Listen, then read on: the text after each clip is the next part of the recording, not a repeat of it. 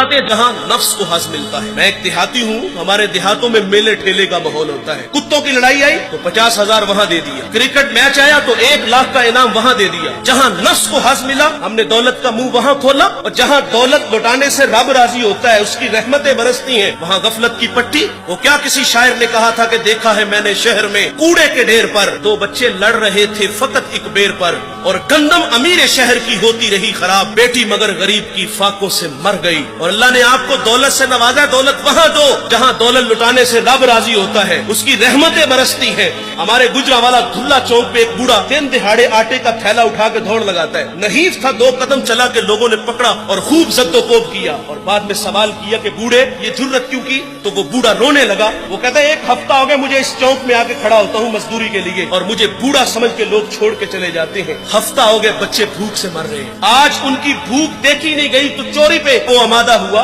اور دولت جہاں لٹاؤ. یہ نوائے وقت میں خبر چھپی تھی, کمالیہ کی بیٹی وہ شادی کے قابل تھی, ایک رشتہ ملا, ادھر سے بارات آ رہی ہے, ادھر بیٹی والے تیاریوں میں. ہمسائیگی میں سے کسی نے شرارت کی کہ جس کے گھر میں آ رہے ہو وہ اپنی بیٹی کو چند جوڑوں کے سوا اور کچھ بھی نہیں دے سکتا. بارات وہیں سے واپس چلی گئی. بتاؤ اس بیٹی کے دل پہ جو کچوکے اور زخم لگے تھے اس کا مداوع کس نے کرنا تھا؟ اور اللہ نے آپ کو دولت سے نوازا ہے. غریبوں کی بیواؤں کی بیٹیاں گھروں میں بوڑھی ہو رہی ہیں, تم کتوں کی لڑائی پہ پیسے لٹا رہے ہو, تم ہجڑوں پہ دولت لٹا رہے ہو. اگر دولت لٹانے کا شوق ہے تو معاشرے میں پھیلے ہوئے دکھ دیکھو.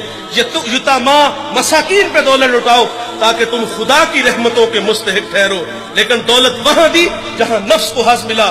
جب اس بیٹی نے کہا کفل مجھے بھوک تیرے تک کھینچ لائی ہے, یہ ایک جملہ کفل کی ہدایت کا سبب بنا. دل کے آئینے پہ چوٹ لگی, کفل رونے لگا, ہاتھ جوڑ کے کہتے ہیں بہن مجھے معاف کر دے, تو جس عزت سے آئی ہے اسی عزت سے واپس گھر چلی جا, اور میرے لیے دعا کر کہ میں بڑا ہی کتا انسان ہوں, اللہ مجھے معاف کر دے.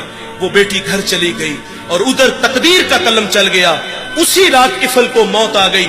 صبح ہوئی تو زمانے نے کفل کی دیوار پہ یہ لکھا ہوا پڑا تھا کہ اللہ نے کفل کو معاف کر دیا ہے. وہ معاف کر کے راضی ہوتا ہے. بھائی کوئی بندہ مرنے سے پہلے آ جائے, ہاتھ جوڑ کے کہہ دے کہ یا اللہ آج کے بعد گناہ نہیں کروں گا, یہ اس کا وعدہ ہے کہ جو میری چوکھٹ پہ 2 آنسو لے آتا ہے میں اس کے گناہ کو لوہے محفوظ سے مٹا دیتا ہوں.